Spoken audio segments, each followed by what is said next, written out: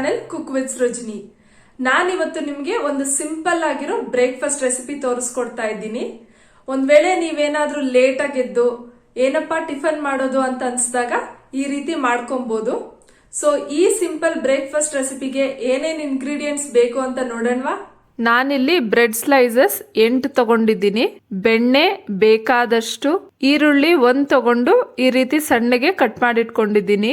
ಟೊಮೆಟೊನು ಸಹ 1 ತಗೊಂಡು ಈ ರೀತಿ ಸಣ್ಣಗೆ ಕಟ್ ಮಾಡಿಟ್ಕೊಂಡಿದ್ದೀನಿ. ಕ್ಯಾರೆಟ್ 1 ತಗೊಂಡು ತುರ್ಚಿಟ್ಕೊಂಡಿದ್ದೀನಿ.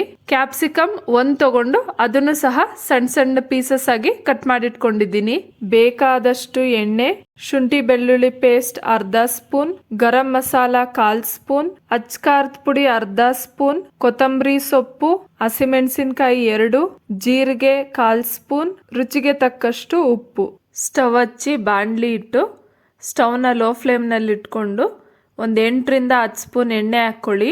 ಎಣ್ಣೆ ಕಾದ್ಮೇಲೆ ಜೀರಿಗೆ ಹಾಕಿ ಸಣ್ಣಗೆ ಹಚ್ಚಿಟ್ಕೊಂಡಿರೋ ಈರುಳ್ಳಿನೂ ಸಹ ಹಾಕ್ಕೊಂಡು ಈರುಳ್ಳಿ ಗೋಲ್ಡನ್ ಬ್ರೌನ್ ಆಗೋವರೆಗೂ ಫ್ರೈ ಮಾಡಬೇಕು. ಇದು ಬೇಕರಿ ಸ್ಟೈಲ್ ಬ್ರೆಡ್ ಟೋಸ್ಟ್. ಮತ್ತು ನಾವು ಬೇಕರಿಗೆ ಹೋದಾಗ ಎದುರಿಗೆ ತಕ್ಷಣ ಕಣ್ಣಿಗೆ ಕಾಣೋ ಅಂಥ ಒಂದು ಟೇಸ್ಟಿಯಾದ ಸ್ನ್ಯಾಕ್ಸ್. ಈರುಳ್ಳಿ ಗೋಲ್ಡನ್ ಬ್ರೌನ್ ಆದಮೇಲೆ ಹಸಿಮೆಣಸಿನ್ಕಾಯಿ ಹಾಕಿ ಸ್ವಲ್ಪ ಹೊತ್ತು ಕೈ ಆಡಿಸಿ. ಈ ರೆಸಿಪಿ ಬೇಗನೆ ಆಗೋ ಅಂಥ ಬ್ರೇಕ್ಫಾಸ್ಟ್ ರೆಸಿಪಿ. ಮತ್ತು ನೀವು ಇದನ್ನು ಮಾರ್ನಿಂಗ್ ಬ್ರೇಕ್ಫಾಸ್ಟ್ಗೆ ಅಥವಾ ಈವ್ನಿಂಗ್ ಸ್ನ್ಯಾಕ್ಸ್ ಟೈಮ್ಗೆ ಮಕ್ಕಳಿಗೆ ಮಾಡಿಕೊಟ್ರೆ ತುಂಬಾ ಇಷ್ಟಪಟ್ಟು ತಿಂತಾರೆ. ಆಮೇಲೆ ಶುಂಠಿ ಬೆಳ್ಳುಳ್ಳಿ ಪೇಸ್ಟ್ ಹಾಕ್ಕೊಂಡು ಅದು ಹಸಿ ವಾಸನೆ ಹೋಗೋವರೆಗೂ ಫ್ರೈ ಮಾಡ್ಕೊಳ್ಳಿ. ಈಗ ಒಂದೊಂದಾಗೆ ತರಕಾರಿಗಳನ್ನ ಹಾಕಿ ಚೆನ್ನಾಗಿ ಬೇಯಿಸ್ಕೊಬೇಕು. ಫಸ್ಟ್ ನಾನಿಲ್ಲಿ ಕ್ಯಾಪ್ಸಿಕಮ್ ಹಾಕ್ಕೊಳ್ತಾ ಇದ್ದೀನಿ. ಕ್ಯಾಪ್ಸಿಕಮ್ನ ಸ್ವಲ್ಪ ಚೆನ್ನಾಗೇ ಬೇಯಿಸ್ಕೊಳ್ಳಿ, ಯಾಕಂದರೆ ಹಸಿ ಇದ್ದರೆ ಚೆನ್ನಾಗಿರಲ್ಲ. ಕ್ಯಾಪ್ಸಿಕಮ್ ಅರ್ಧ ಬೆಂದಮೇಲೆ ತುರಿದಿಟ್ಕೊಂಡಿರೋ ಕ್ಯಾರೆಟ್ ಹಾಕಿ ಮಿಕ್ಸ್ ಮಾಡಿಕೊಂಡು ಒಂದು 5 ನಿಮಿಷ ಮೀಡಿಯಮ್ ಫ್ಲೇಮ್ನಲ್ಲಿಟ್ಟು ಬೇಯಿಸ್ಕೊಳ್ಳಿ.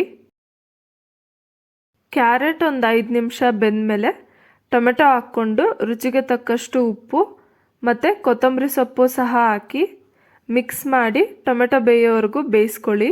ಬೇಕರಿನಲ್ಲಿ 1-2 ದುಡ್ಡು ಕೊಟ್ಟು ತಿನ್ನೋ ಬದಲು ಅದೇ ದುಡ್ಡಿಗೆ ಮನೆಯಲ್ಲಿ ಮಾಡಿಕೊಂಡು ಎಲ್ಲರೂ ತಿನ್ಬೋದು. ತರಕಾರಿ ಎಲ್ಲ ಬೆಂದಿದೆ. ಅಚ್ಕಾರದ ಪುಡಿ ಮತ್ತು ಗರಂ ಮಸಾಲ ಹಾಕಿ ಮಿಕ್ಸ್ ಮಾಡಿಕೊಂಡು ಲಿಡ್ ಕ್ಲೋಸ್ ಮಾಡಿ ಪಕ್ಕಕ್ಕೆ ಇಟ್ಕೊಳ್ಳಿ. ಒಂದು ವೇಳೆ ನೀವು ಮಕ್ಕಳಿಗೆ ಮಾಡಿಕೊಡೋದಾದರೆ ಹಸಿಮೆಣಸಿನ್ಕಾಯಿನ ಸ್ಕಿಪ್ ಮಾಡಿ ಅಚ್ಕಾರದ ಪುಡಿ ಮಾತ್ರ ಹಾಕ್ಕೊಳ್ಳಿ ಸಾಕು. ಯಾಕಂದರೆ ಹಸಿಮೆಣಸಿನ್ಕಾಯಿ ಬಾಯಿಗೆ ಸಿಗ್ತಾ ಇದ್ದರೆ ತಿನ್ನೋದಕ್ಕೆ ಚೆನ್ನಾಗಿರಲ್ಲ. ಅದೇ ಸ್ಟವ್ ಮೇಲೆ ಹೆಂಚಿಟ್ಟು ಹೆಂಚ್ಕಾದ್ಮೇಲೆ 1 ಸ್ಪೂನ್ ಎಣ್ಣೆ ಹಾಕ್ಕೊಳ್ಳಿ. ಈಗ ಹೆಂಚ ಮೇಲೆ ಒಂದು ಬ್ರೆಡ್ ಸ್ಲೈಸ್ ಇಟ್ಟು 4 ಕಾರ್ನರ್ಸ್ನಲ್ಲಿ ಚಿಕ್ಕ ಚಿಕ್ಕ ಬಟರ್ ಪೀಸಸ್ ಇಟ್ಟು ಬ್ರೆಡ್ ಒಂದು ಕಡೆ ರೋಸ್ಟ್ ಆದಮೇಲೆ ಇನ್ನೊಂದು ಕಡೆ ತಿರುಗಿಸಿ ರೋಸ್ಟ್ ಮಾಡ್ಕೊಬೇಕು. ಬ್ರೆಡ್ ಸ್ಲೈಸ್ನ ಎರಡೂ ಕಡೆ ರೋಸ್ಟ್ ಮಾಡಾದ್ಮೇಲೆ ಒಂದು ಪ್ಲೇಟ್ಗೆ ತೆಗೆದಿಟ್ಕೊಳ್ಳೋಣ. ಬ್ರೆಡ್ನ ರೋಸ್ಟ್ ಮಾಡಬೇಕಾದ್ರೆ ಸಿಮ್ಮಲ್ಲಿಟ್ಟೆ ಮಾಡ್ಕೊಳ್ಳಿ, ಇಲ್ಲ ಅಂತಂದರೆ ಸಿದೋಗ್ಬಿಡುತ್ತೆ. ಇದೇ ರೀತಿ ನಿಮಗೆ ಎಷ್ಟು ಬ್ರೆಡ್ ಸ್ಲೈಸಸ್ ಬೇಕೋ ಅಷ್ಟು ಸ್ಲೈಸಸ್ನ ರೋಸ್ಟ್ ಮಾಡಿಟ್ಕೊಳ್ಳಿ. ನಾನಿಲ್ಲಿ ಬಟರ್ ಪೀಸಸ್ನ 4 ಕಾರ್ನರ್ಸಲ್ಲೂ ಏನಕ್ಕೆ ಇಟ್ಟಿದ್ದೀನಿ ಅಂತಂದರೆ ಅದು ಈವನ್ ಆಗಿ ಸ್ಪ್ರೆಡ್ ಆಗಿ ಟೇಸ್ಟ್ ಚೆನ್ನಾಗಿರುತ್ತೆ. ಬ್ರೆಡ್ನ ನೀವು ಆದಷ್ಟು ಗೋಲ್ಡನ್ ಬ್ರೌನ್ಗಿಂತ ಸ್ವಲ್ಪ ಹೆಚ್ಚಿಗೆನೆ ರೋಸ್ಟ್ ಮಾಡ್ಕೊಳ್ಳಿ. ಒಂದು ವೇಳೆ ತಕ್ಷಣಕ್ಕೆ ಮನೆಯಲ್ಲಿ ಬಟರ್ ಇಲ್ಲ ಅಂತಂದರೆ ಬೇಕಿದ್ದರೆ ನೀವು ತುಪ್ಪ ಅಥವಾ ಎಣ್ಣೆ ಹಾಕ್ಕೊಬೋದು.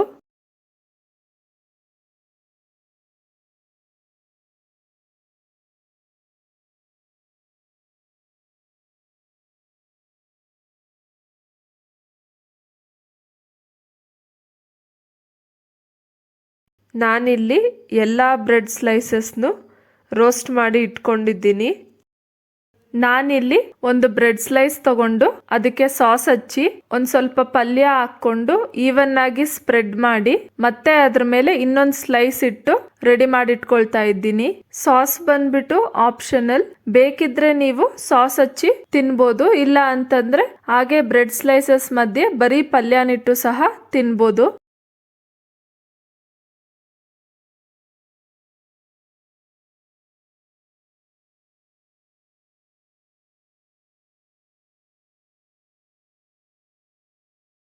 ಈಗ ವೆಜ್ ಮಸಾಲಾ ಬ್ರೆಡ್ ಟೋಸ್ಟ್ ರೆಡಿಯಾಗಿದೆ. ಸೊ ನೋಡಿದ್ರಲ್ಲ ಫ್ರೆಂಡ್ಸ್, ಸಿಂಪಲ್ ಬ್ರೇಕ್ಫಾಸ್ಟ್ ರೆಸಿಪಿ ಮಾಡೋದು ಹೇಗೆ ಅಂತ ಅಂದ್ಬಿಟ್ಟು ನೀವು ಒಂದ್ಸಲ ಟ್ರೈ ಮಾಡಿ ನೋಡಿ ಹೇಗ್ ಬಂತು ಅಂತ ಕಮೆಂಟ್ ಸೆಕ್ಷನ್ ಅಲ್ಲಿ ಶೇರ್ ಮಾಡಿ. ಮತ್ತೆ ಈ ವಿಡಿಯೋ ನಿಮ್ಗೆ ಇಷ್ಟ ಆದ್ರೆ ಲೈಕ್ ಮಾಡಿ, ಶೇರ್ ಮಾಡಿ.